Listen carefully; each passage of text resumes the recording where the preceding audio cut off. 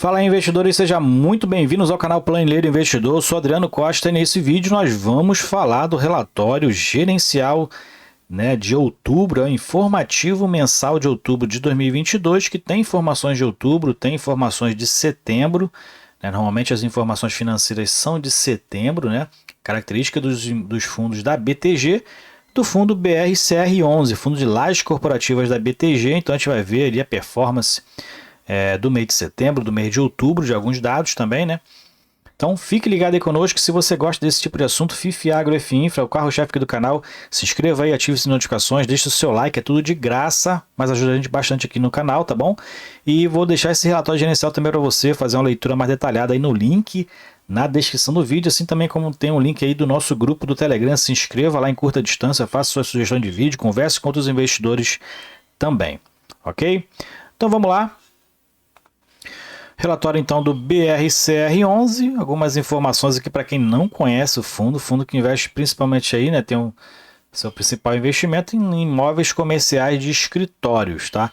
Aqui, essa tem toda aqui a característica do fundo, Imóveis aí de lajes corporativas, é a principal política de investimento do fundo e rentabilizar através da renda de aluguéis é o principal, mas tem outros os fundos que também fazem ganho de capital na venda dos imóveis, E é um fundo que como foi constituído lá em junho de 2007, tá? Mas o IPO do fundo, a entrada no mercado foi em 2012, como está aqui destacado.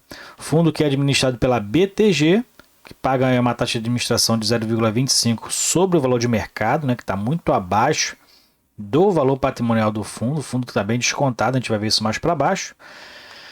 E ele é gerido pela BTG Pactual, que paga aqui uma taxa de gestão que inclusive eles prorrogaram, essa taxa aqui, esse desconto de 27% sobre a taxa nominal, venceu agora em 2022, em setembro, eles prorrogaram até 2025 e agora se paga então de taxa de gestão 1,10%. Já fez 7 emissões de cotas, tem mais de 26 milhões e 600 mil cotas emitidas.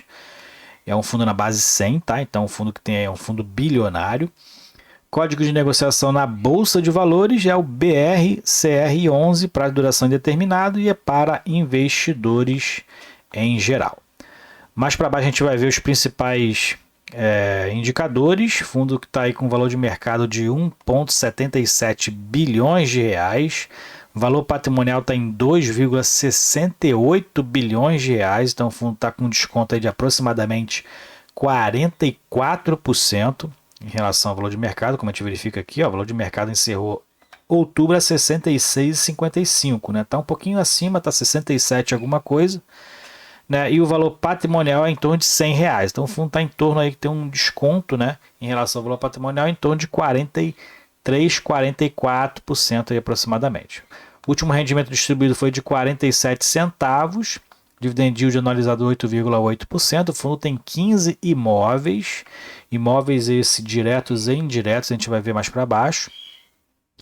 A liquidez média no mercado foi de 1,84 milhões de reais por dia, a liquidez aí do fundo, está até baixa, porque é um fundo bilionário, mas é um fundo que está com um desconto muito grande aí, está com a vacância também ainda elevada, 25% de vacância física, 19% de vacância financeira, e é um fundo com bastante cotista, 155 mil cotistas, e por conta da pandemia, esse preço de mercado aqui caiu bastante, principalmente a partir de no final de 2020, onde as vacâncias foram começando a acontecer com mais intensidade, as empresas não aguentaram pagar os aluguéis, E por isso que essa liquidez de mercado ela é até baixa, porque tem muitos cotistas na sua base, mas muitos cotistas estão com valor próximo ao valor patrimonial. Então, se vender, ele acaba liquidando prejuízo, E muitos, então, não se desfazem da cota, E acabam até acrescentando ali para diminuir o preço médio, acreditando que o fundo vai retomar aí, reduzir a vacância e retomar as receitas que o fundo tinha aí anteriormente, Bom, vamos seguindo então aqui. Últimas notícias do fundo, são boas notícias, nova alocação aí da Torre Almirante, então mais uma alocação aí do fundo, O fundo assinou no mês de outubro um novo contrato de locação da Torre Almirante, totalizando 100% do ativo 710 metros quadrados, está totalizando uma área bruta locável para 100% do ativo de 710 metros quadrados. O contrato foi firmado com uma empresa de consultoria contábil e tributária e vai até, né, tem duração aí de 6 anos, tá? Então, uma empresa aí de consultoria da área financeira. Mais para lá a gente vê que a análise de mercado, ele fala que sobre absorção negativa, com exceção da área da Faria Lima, mas no mercado de alto padrão de São Paulo teve absorção negativa. E no mercado do Rio de Janeiro o cenário foi favorável no trimestre, a absorção líquida foi impulsionada pela região central realmente, eu trabalho lá no centro do Rio, né, e ali tem estado realmente o movimento já está praticamente normal ali para um período pré-pandemia, né? Então a tendência é que as empresas voltem realmente, né? Pode ser que não volte, né, ocupando todo o espaço que ocupava, mas outras empresas vêm e acabam absorvendo esses espaços, né? Então realmente está se tornando mais comum, né, o movimento, principalmente igual ao cenário pré-pandemia. Aqui o retorno aos cotistas, então ele fala aqui sobre o que a gente já falou acima, né?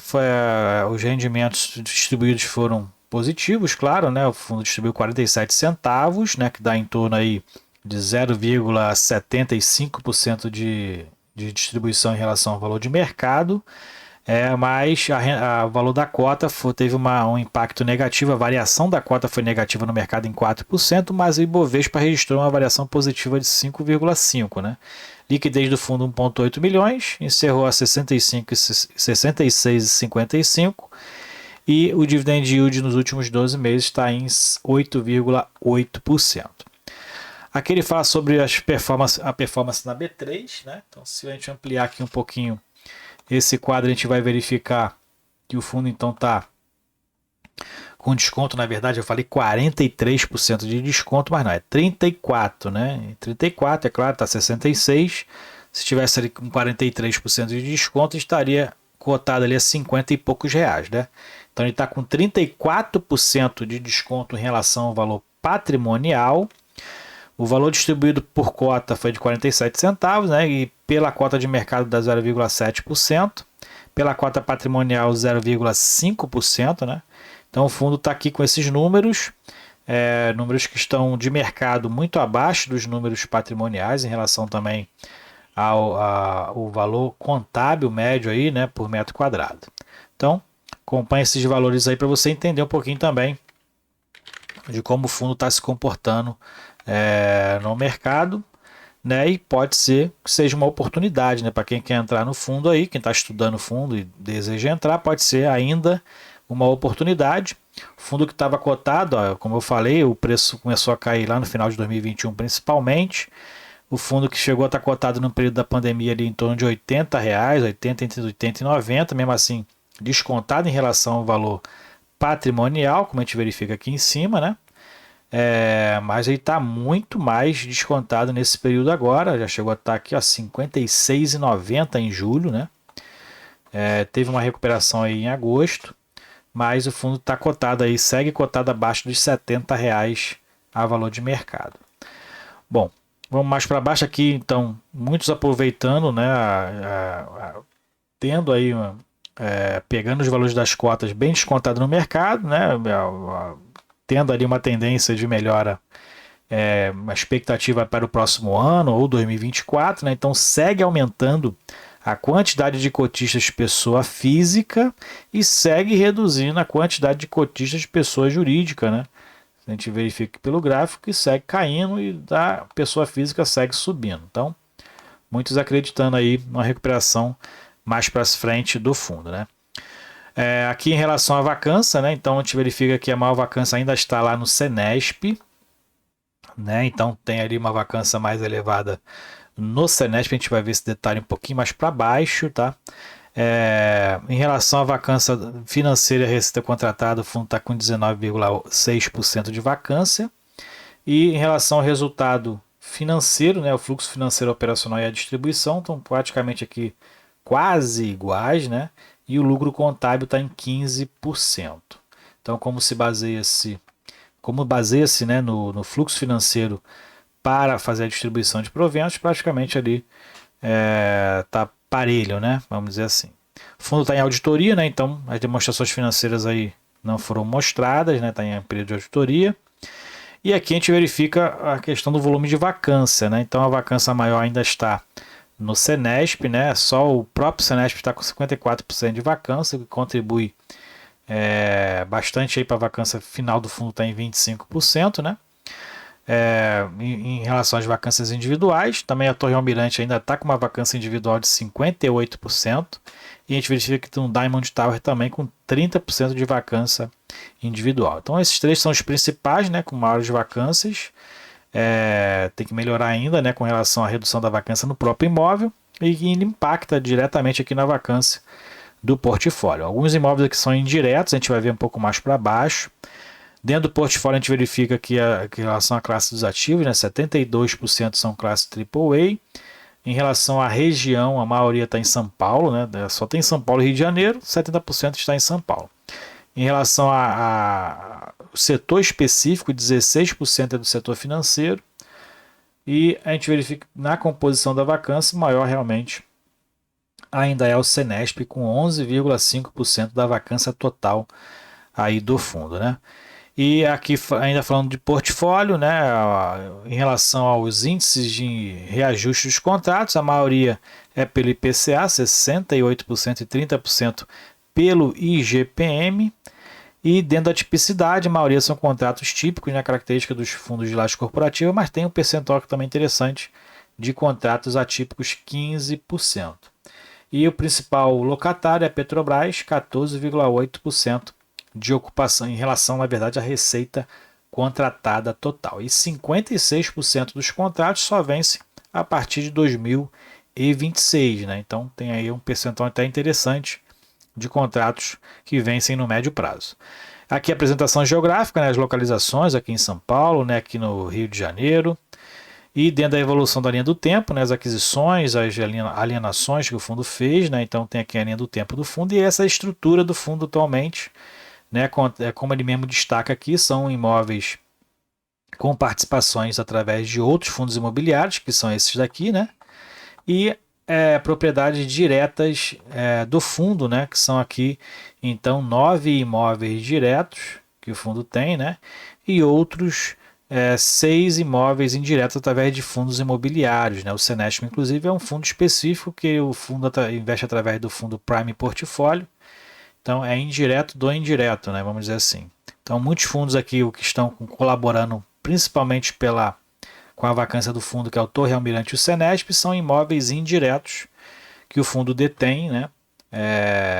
E que aí o fundo, né, não, ao meu ver, não se movimenta para poder se desfazer, né, desse fundo, né? Mas não é tão simples assim. A gente sabe que muitos estão desvalorizados no mercado e acaba que o fundo fica meio que sem saída, né, esperando aí o mercado até inclusive melhorar com relação a esses valores. Tem?